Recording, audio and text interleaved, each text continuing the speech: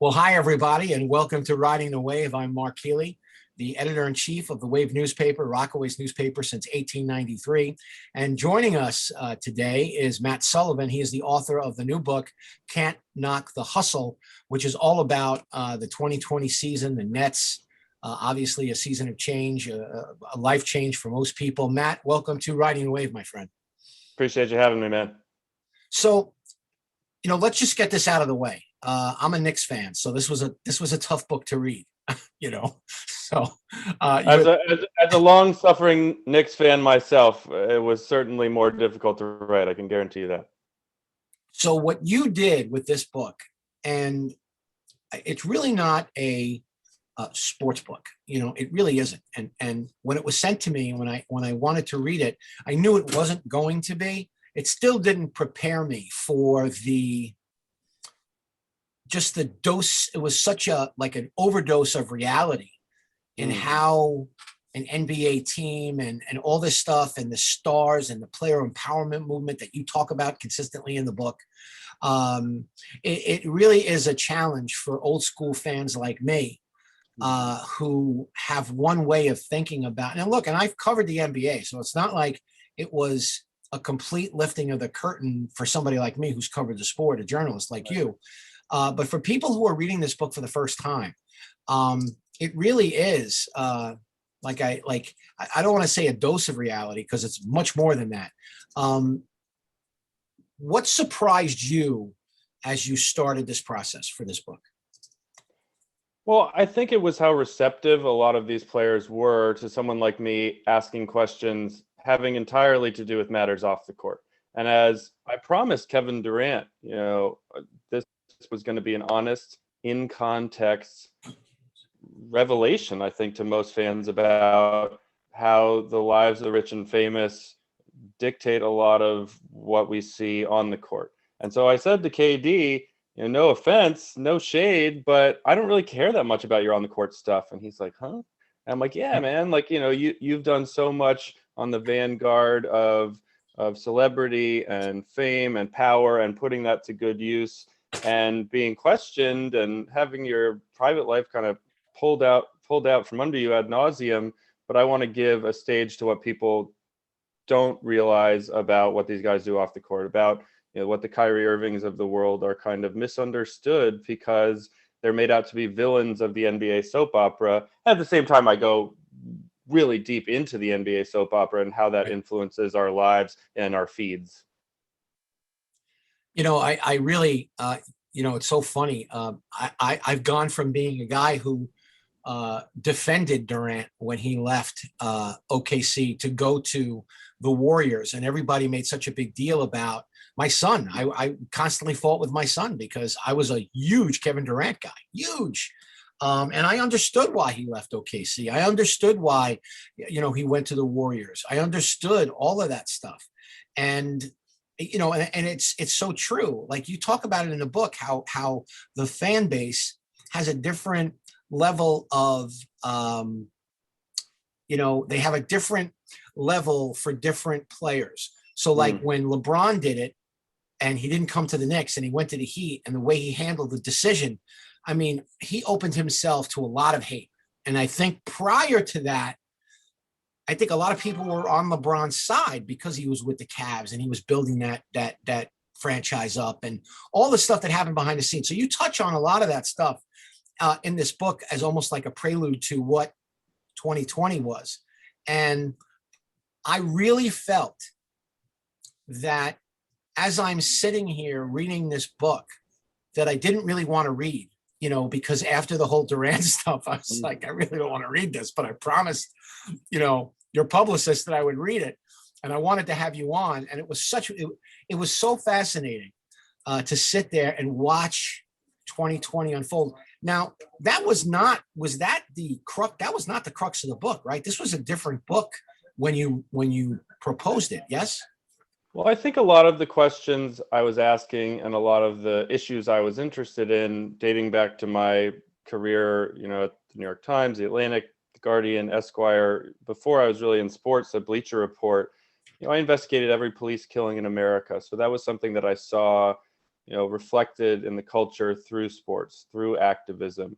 And obviously our feeds, our Instagram accounts have completely transformed the idea you're talking about, with teams and cities and Cleveland and OKC have followed the LeBron wave of superstars into an era of personalities, of social media role models, really. And so a lot of those questions I was answering in my narrative of the season, kind of the first half of the season unfolding, threaded with, as you say, that kind of prelude backstory from the decision onward. And those paths were colliding through what a lot of the characters on the Nets had been through over their careers and were going through, whether it was the politics of their trip to China over that tweet you'll remember from Daryl Morey, kind of stirring up some controversy with Hong Kong and China, and the business of the the business of the NBA, which is obviously a focus of the book, but also that thread of leadership off the court. Kobe Bryant's death was a shockwave into the world and into this book. And then the Nets fired their coach because KD and Kyrie basically wanted him replaced, and the chemistry of the team wasn't working out. So I'm like, okay, here's a full book with lots of drama, but it had unanswered questions in terms of activism, in terms of influence, in terms of even health, which is a bigger part than I realized going in of an NBA franchise, taking care of these $1 million bodies. And then all of that obviously swirled back up with the NBA kind of waking up the world to the pandemic being real and really scary. And then, the questions over activism, the death of George Floyd, Breonna Taylor, a lot of those protests really bubbled up at the epicenter, if you will, of global protests outside Barclays Center. And then Kyrie Irving, questioning should the NBA go back to the bubble or fight the good fight in the streets, and kind of, then James Harden comes to town. I mean, there was no shortage of contemporaneous history to follow. But I think a lot of the questions I was answering at the beginning, or I was asking at the beginning, became answered by this incredibly historic year and a half. Well, I certainly think it helped. It helped the narrative. Certainly, just as someone who was reading the book, that it certainly, it was just, I don't know. I've read sports books that have a strong tug with history, and they talk about, Mike Vaccaro does this a lot when he writes. He also writes about what was going on in the world at that particular time, and I've read books like that. So that took on a whole different, for me, when I'm reading it, and I know all the players, I know all the ins and outs and stuff like that. So I was so impressed, Matt, with what you were able to get out of a lot of these players, what you were able to get out of Kyrie, who is, you said he's a villain, or people perceive him to be a villain. I don't perceive him to be a villain. I think he is a tough guy to root for sometimes, just from a sports standpoint. But it did give, I think, people who may be Kyrie Irving doubters certainly a real window into who he is, what his personality is. And yes, he is a complicated guy.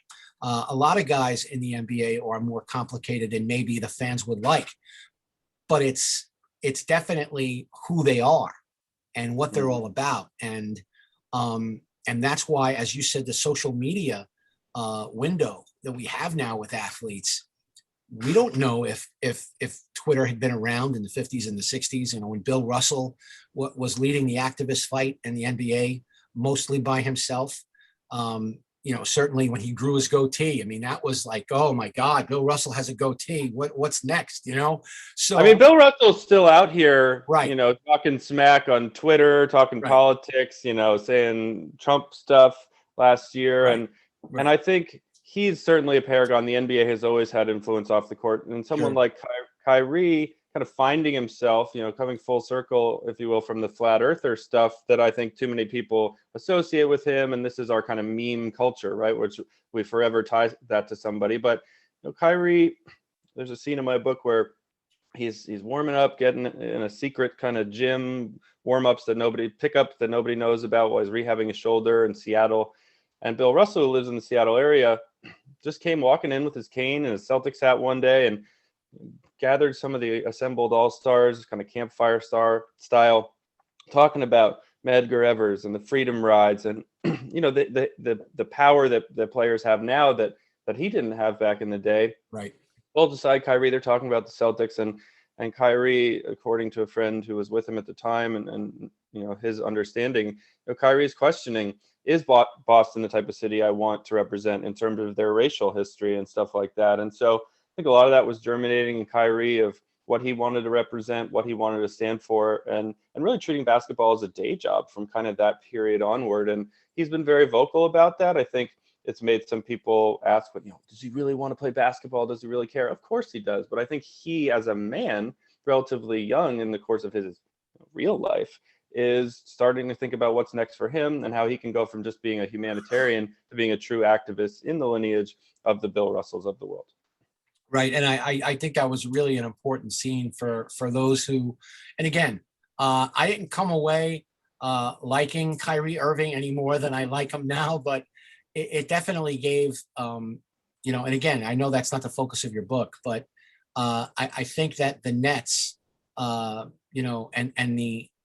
think the Brooklyn Nets and the narrative that they're trying to put forward of being, New York's new team, and that is complicated in and of itself. And then when you add in some complicated superstars, but see, the thing about Kyrie, the thing about Harden, and the thing about Durant is that all three are really accessible guys. And I think that one thing that you touched on, and you mentioned earlier in this interview, was about talking to KD about that you weren't really interested in the on the court stuff as much as you were interested in the off the court stuff, and this was going to be a different kind of book. And I'm not a game story writer. Right. A lot of the stuff that I did in my career was feature driven, was more about the player driven, finding interesting things or facts about those players. And that, I think, is really probably why this book was so effective, because you were able to ask questions about them as individuals that they probably don't get asked at all. And I think some people have looked at the Zoom, and you can tell me specifically, you're in the middle of writing this book, and all of a sudden you can't have the same access to the players that you would have beforehand. How much of a role did that play in your difficulty in getting this book done, or did it help? It helped me. I think what you've seen in the pandemic press access world, especially in sports, is unfortunately a lot of beat writers stuck with almost a propaganda press conference, right? There are no follow-up questions. There's no really just walking up to some guy and asking him a question on the side. There's no exclusives. And so I was afforded by my relationship building before the pandemic. I just had all these guys' cell phone numbers. I was out here during the pandemic protesting in the streets with guys throughout Brooklyn. I was meditating on Zoom with Wilson Chandler. And so by the time the bubble rolled around and players were being outspoken and using those Zoom press conferences for the propaganda of good, the propaganda of protest, and that's all well and good, but I was getting the backstory, by having side conversations with guys, by bringing a lot of our relationships full circle, and just recreating scenes. There's 400 plus interviews in here. Sometimes in order to recreate a conversation or a place where I wasn't or couldn't travel to during the pandemic, I got to talk to, there's one paragraph in there, I think I talked to 40 people for one paragraph. Yeah, I there's something about it I like, not having to drive to the ballpark, to the facility, to sit there and maybe ask one question. Zoom allows you to have access, and I really think the leagues have been looking for ways to keep more press out than to invite more in. Having worked, especially the Knicks and Nets. Yeah, yeah, exactly. So, what were the biggest obstacles outside? We talked about the Zoom. We talked about obviously that this book was not really a sports book as much as it was kind of a culture book. What were the biggest obstacles that you had in the process of getting this thing done? Well, as you mentioned, a lot of the team PR is hesitant to give any more than they want to, and in the case of KD and Kyrie, I'll be honest, the Nets team PR department's a little scared of them. I mean, Kyrie Irving hasn't given an on the record, sit down, on camera interview in like 2.5 years. So these guys in many ways control the franchise, but also access to themselves. Their social media personas are one thing, and then there's cracking the surface of that. So I had to go not just through personal relationships, kind of texting guys, talking with Spencer Dinwiddie on the side a lot, but in order to get a full scope of the league, I had to bust down the door of every agent, every team PR, every community event, sneaker event. I was, as KD said at one point, everywhere. And so it's really hard to get even 2 minutes on the phone with guys, but I think they wanted to talk about these issues, right? There were guys who don't give a lot of interviews. Dr. J to Andre Iguodala to John Carlos and back again. These are guys who are out there for the right platform, who can write their own books if they want, who can write their own Twitter manifestos if they want. But I think to have a place in the history books felt important. And I think, again, context is important. Having 350 pages to explain the meaning of the NBA is a lot more important and I think approachable for players than to go off one tweet or one out of context press conference quote. And I treated it as a welcoming but honest forum, right? To say, look, nobody's get to review these quotes, or this is the truth. This is the unvarnished truth, and that's why I told KD, this may not be easy, but this will be the truth. And so I think there's been some blowback. Some people are calling this like a tell-all or things like that, and I think it is a look under the hood that you don't often see. And I think that's precisely because I saw a lot of those obstacles to access, and I just said, screw it. I don't have relationships to maintain. My next book's not going to be about basketball. I'm not trying to suck up to LeBron James's people or make friends with KD's agent, business partner. I'm going to give an honest look. And so I talked to 10 people about KD and his business partners' investments in Silicon Valley, and these founders are telling me, well, they're kind of doing it for the press releases and the clout. And so I think to be able to say that, whereas other people are probably protecting relationships, and so throwing out a bit of the image that these guys want out there versus the image that they actually are. Well, that's always the rub, right? You want to be accurate, you want to be honest, and sometimes accuracy and honesty piss people off. Well, also sometimes they lie. Right, exactly. That's the Kyrie and KD and DeAndre Jordan claim to have a 4 a.m. phone call where they decided to join the Nets. I mean, they weren't talking about this for like 4 years, dating back to the Olympics in 2016. And so you have to take this not just with a grain, but a pound of salt to say, look, is the image, is the veneer of celebrity here real? Or can I, get beneath the surface? And so that 4 a.m. phone call is not even in my book because it didn't really happen. Exactly. Well, I'm so glad you said that, because it's happened to me in my career. When somebody, an athlete will lie, and just to see if you'll print it sometimes. Yeah. And it's not that. Here's the thing: you have to understand that they're testing to see if you are. Sometimes they're testing to see if you are going to vet their information. They want to see if you're going to, is this a guy that I can tell him anything and he's going to print it? Or is this a guy that's actually going to check my work, or check his work? I'm a big trust but verify guy. I don't care who's telling me the story. If somebody I have a good relationship with, somebody I have a bad relationship with. I feel like as a journalist, and I'm sure you feel the same way, because, you obviously have gotten your byline in a lot of different places. You want to make sure that whatever it is you write, that you could go to sleep at night knowing that you checked and checked and checked. And if anybody comes at you and says, well, Matt, that's not what I said. I told you this, but this is what you wrote. You have to really be able to sleep at night to make sure. Well, I think one of the interesting things is Kevin Durant tends to clap back at the media on social media. He tweets, to correct the record, protect his legacy. Right. Look like he's a level up above the media and kind of look down upon them.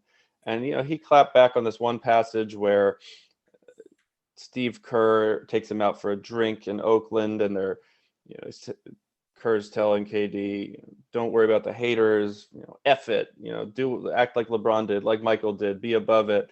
And then Steve told me, a couple of years later, how he just saw KD on his phone all the time, staring Right. at Twitter, and kind of couldn't get over it.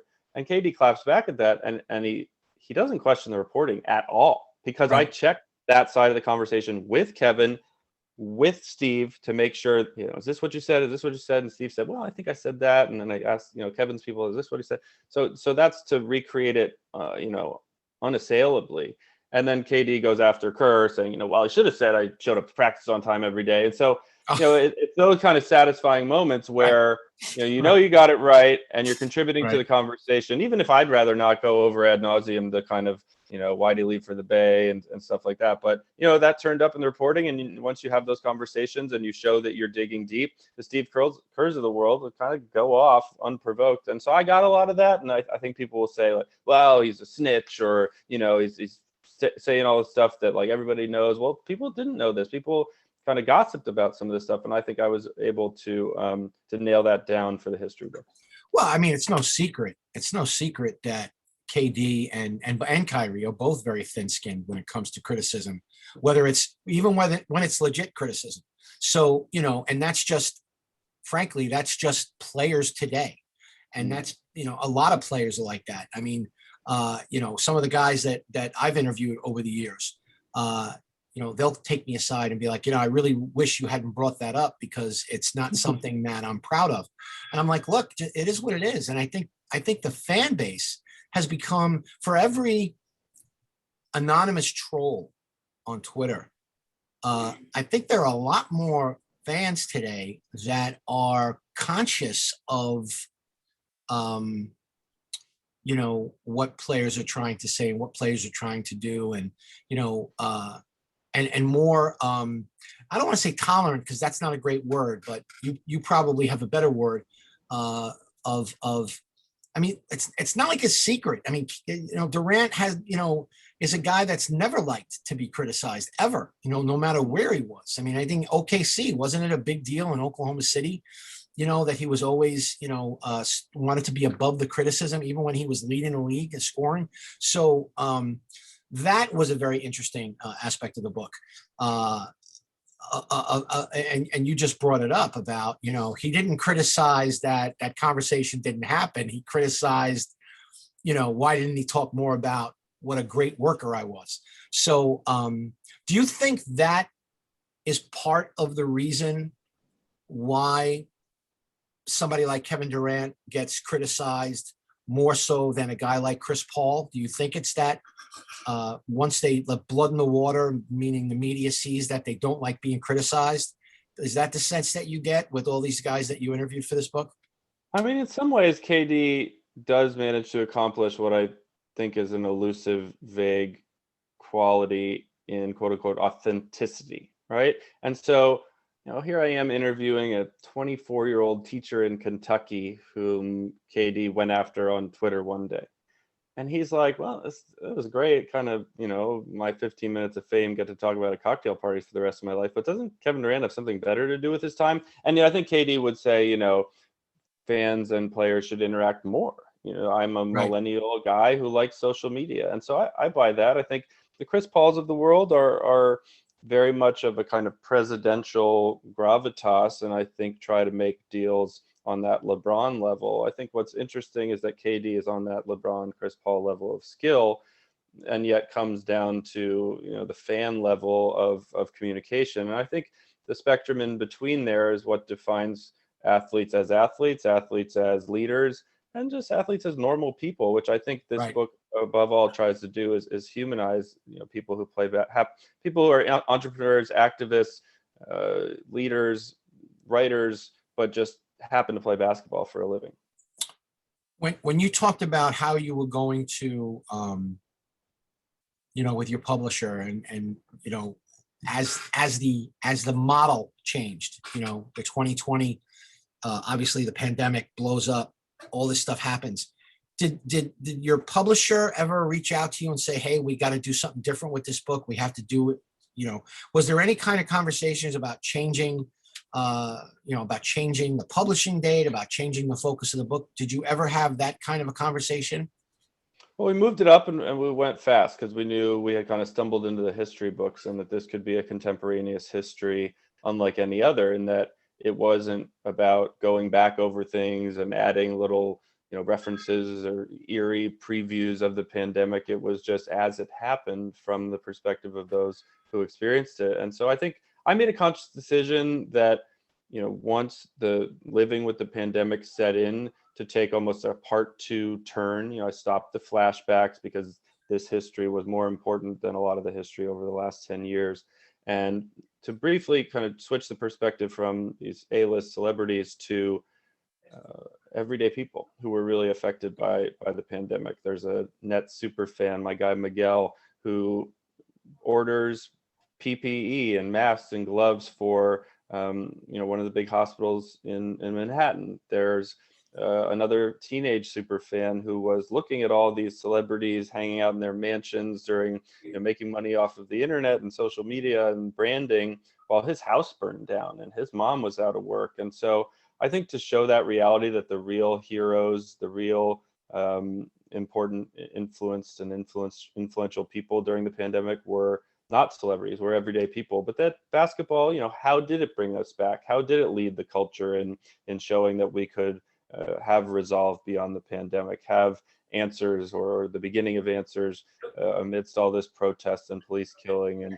And I think the NBA did lead the way, but what I also tried to do was question it. And so we talked a lot about, the ending of this book doesn't need to be a happy ending just because, the NBA did a great job with the bubble and, the vaccines were coming, what have you.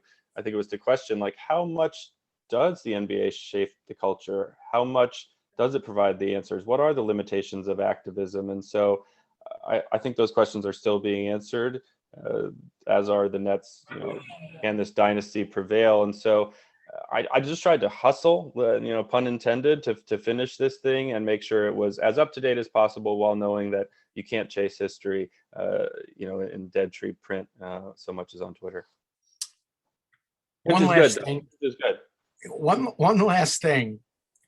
Before then, thank you for making the time today, and thank you for being patient. We rescheduled and scheduled this interview so many times. Mostly my fault, a little bit your fault. Look, I have always been one of those people that I was like, look, my family can tell me what a good writer I am. What I really want to hear from people when I write something or do something is I want to be engaged. I want people to say, hey, I really hated this book because of, one A, B, and C, this sucked, or you got this wrong. What are some of the most interesting pieces of feedback that you've gotten from people about this book?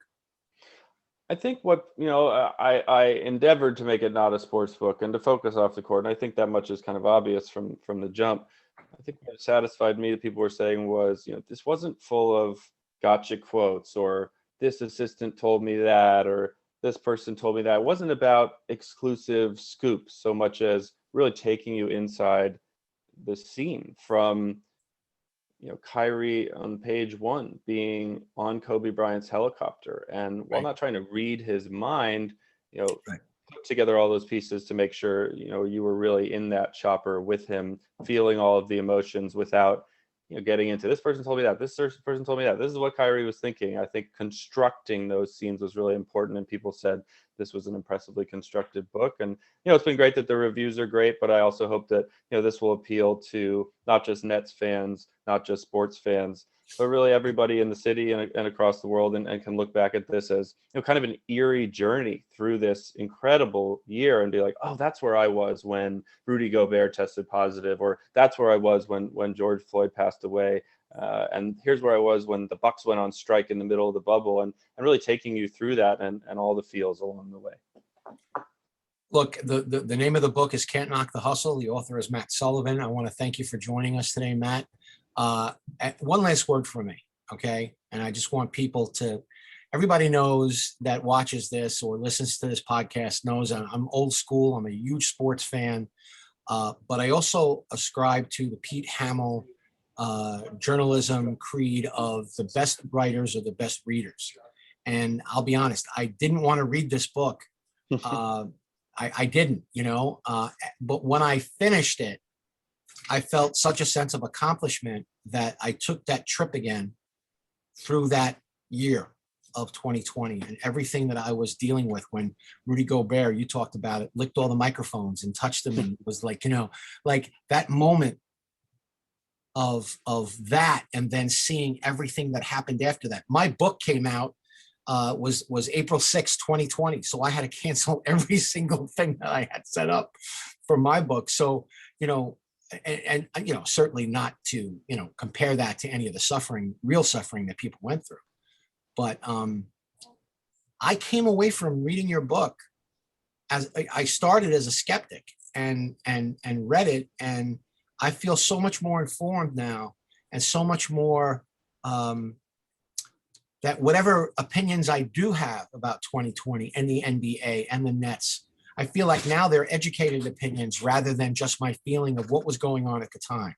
So thank you for, setting my brain straight. And I think anyone who reads this book is going to feel the same way that when they're done. I really do. Appreciate that, Mark.